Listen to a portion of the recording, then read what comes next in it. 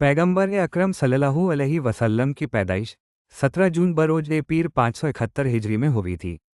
आपकी पैदाइश के बाद आपको दाई हालिमा के पास दूध पिलाने के लिए सुपुर्द किया गया, जैसे कि अरब में होता है।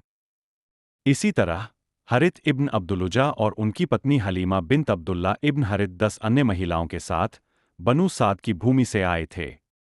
कुछ समय से सूखा चल रहा था और हाथ में कुछ भी नहीं बचा था।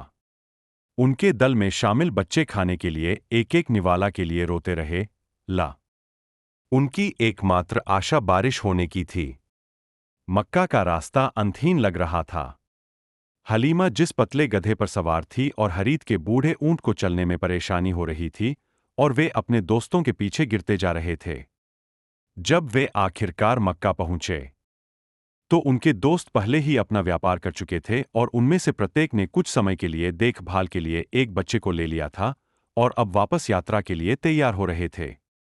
केवल मुहम्मद सल्लल्लाहु अलैहि वसल्लम, अब्दुल्ला के पिताहीन पुत्र, शहर में बचे थे। जिन लोगों ने उनका दरवाजा खटखटाया था, जब उन्हें पता चला कि उनके पिता की मृत्यु हो गई है, तो उन्होंने उन्हें न लेने का फैसला किया था, इस डर से कि परिवार बिना बाप के औलाद का वेतन नहीं दे पाएगा।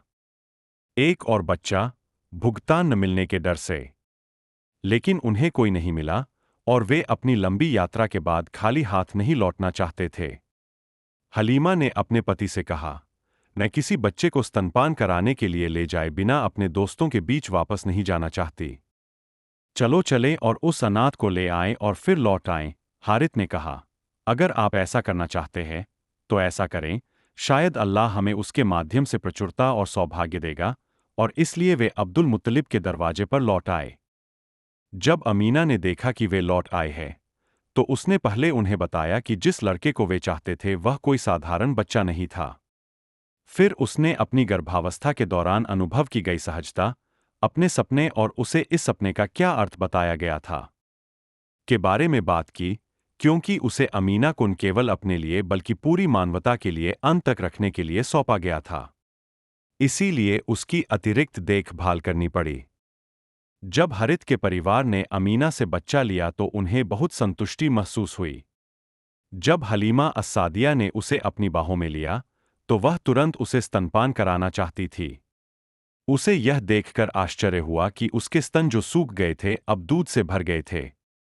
पहले अल्लाह के दूत और फिर हलीमा के बेटे अब्दुल्ला ने स्तन से दूध निकाला। फिर वो दोनों सोने चले गए। आम तौर पर अब्दुल्ला एक बेचैन बच्चा था जिसे सुलाना असंभव होगा। जब वे बूढ़े ऊंट के पास पहुंचे तो उन्होंने देखा कि ऊंट के थन भी दूध से भरे हुए थे, क्योंकि इस सौभाग्य से उसे भी लाभ हुआ था। उन्होंने ऊंटनी को दूध पिलाया और पिया, और मक्का में जो रात उन्होंने बिताई वह उनके जीवन की अब तक की सबसे सुखद रात थी। अगली सुबह हरीत ने हलीमा से कहा, यह अच्छी तरह से जान लो कि हलीमा, तुमने अपने दूध पीते बच्चे को बहुत ही बुद्धिमानी से, एक बहुत ही शुभ परिवार से चुना है। अपने पति की तरह हलीमा को भी उन्हें दी गई प्रचुरता का एहसास हुआ था।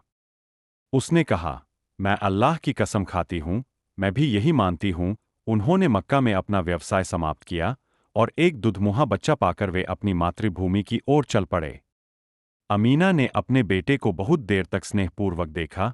जब वह चला गया और उसने उसे दयालु भगवान के हाथों में सौंप दिया, जिसके पास सारी शक्ति और सम्मान है, ताकि उसके साथ कुछ भी बुरा न हो।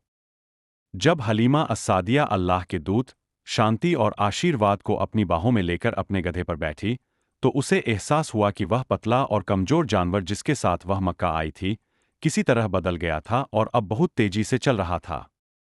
उनकी गति ऐसी थी कि उन्होंने अपने दोस्तों को पकड़ लिया था जो एक दिन पहले मक्का छोड़ गए थे, और यह स्पष्ट था कि इस बार वे पीछे नहीं रहेंगे। उनके दोस्त यह समझने की कोशिश कर रहे थे कि ऐसा कैसे हुआ कि उनमें थकान का कोई निशान नहीं दिख रहा था, जबकि वे खुद यात्रा से थके हुए थे। हलीमा को पुकारा गया, हे जुएब जनजाति की बेटी, तुम्हारे साथ क्या हो रहा है? क्या आप उनमें से नहीं थे जो हमेशा पीछे छूट जाते थे? या क्या यह वही गधा नहीं है जिस पर आप मक्का आते समय सवार हुए थे? अब आत्मविश्वासी हलीमा ने उसे प्राप्त अनुग्रह की खुशी के साथ उत्तर दिया, मैं कसम खाती हूं कि यह है। यह वही गधा है जिसके साथ मैं मक्का आया था।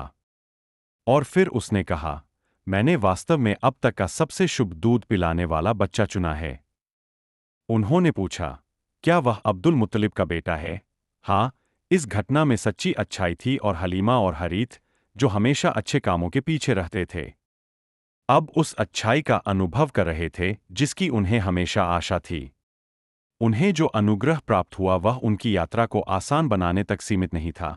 वापस लौटने पर वे देखेंगे कि उनकी भूमि जो सामान्यतः सूखी और बहुत उपजाऊ नहीं थी, बहुत बेहतर उपज देने लगेगी। और उनकी भेड़ें, जिनका पेट उनकी भूमि की अच्छी उपज से भर जाएगा, बहुत अधिक दूध देने लगेंगी।